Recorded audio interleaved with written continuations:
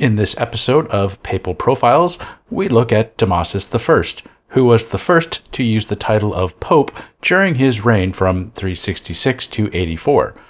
The shifting course of Christian history following Constantine's conversion a few decades before Damasus became Pope had created an opportunity for an ambitious bishop of Rome like Damasus to start making ever greater claims of authority and primacy, with Democopoulos noting this was a watershed moment when popes started getting creative with the fabricated associations to Peter. Dermot McCulloch, emeritus professor of the history of the Church at Oxford, wrote A History of Christianity, a masterful work of scholarship that details centuries of the evolution of Christian history across its varied denominational incarnations. And Professor McCulloch points out in the book, Peter got a huge boost over Paul when Constantine endowed the basilica which bears Peter's name on Vatican Hill. The next major event in Vatican claims to papal primacy came from Damasus, Pope from 366 to 84, who became the first to claim a direct line of succession from Peter, building on the promotion of Peter that Constantine had given decades earlier. Professor McCulloch also did a 6-part BBC series in 2009 based on his book, which I highly recommend that anyone interested in the subject matter watch. In episode 2, he discusses how Pope Damasus used the elevation of Peter to his advantage. The crucial steps towards centralized power were taken 30 years after Constantine's death. The decision to promote Peter over Paul was exploited to the full.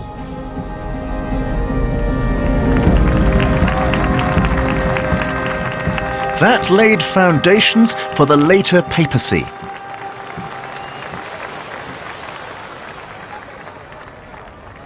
It was during the time of Pope Damasus I that the Bishop of Rome was established as bishop in unbroken succession from St. Peter. Well, I'll stick my neck out and say that I don't believe that Peter was bishop in Rome. You'd be hard put to find anyone before the time of Pope Damasus who made that claim. The list of the bishops of Rome up to about 180 is just that, a list, linking Damasus back to the disciple who knew Jesus, Peter.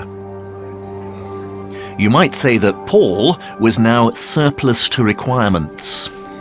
As noted in the video, not only did Damasus claim succession from Peter, McCulloch further details in his book, writing, "Moreover, it was in Damasus's time that Peter came to be regarded not merely as the founder of the Christian Church in Rome, but also as its bishop. So, only then, 300 years after Peter died, did Pope Damasus expropriate the invented ties of Peter to Rome and declared him the first bishop in order to strengthen his own claims to primacy.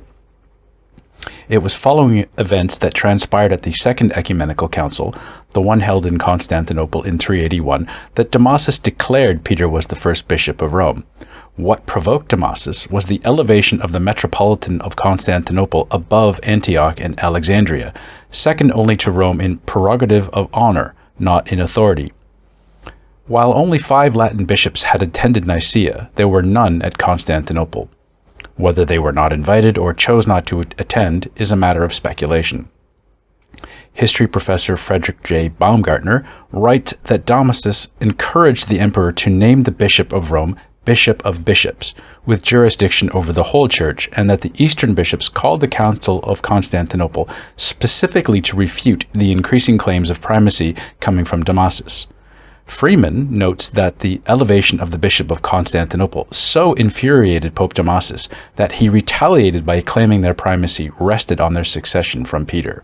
2 final notes on Damasus. His election was not without controversy, as his supporters murdered those of a rival candidate for the papacy. In addition to making the first claims of direct ties to Peter, Damasus also commissioned Jerome to create the Vulgate, the Latin Bible of the Catholic Church. If you like my content, please like and subscribe to get notified of new videos. Please also consider supporting my work by becoming a Patreon sponsor. You can also find me on the following platforms: